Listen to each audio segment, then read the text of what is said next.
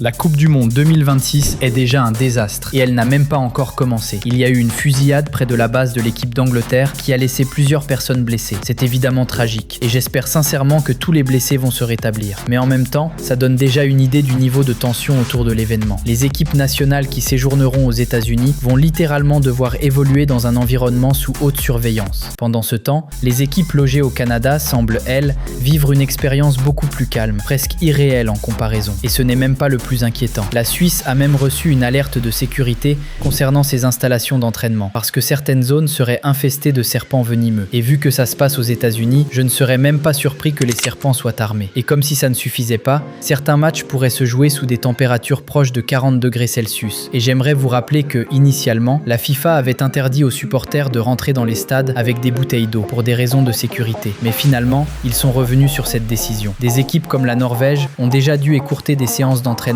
à cause de la chaleur. Et au passage, bon courage pour jouer en plein soleil avec des maillots noirs. Et ne me lance même pas sur les chants des supporters, parce que franchement, écoute ça.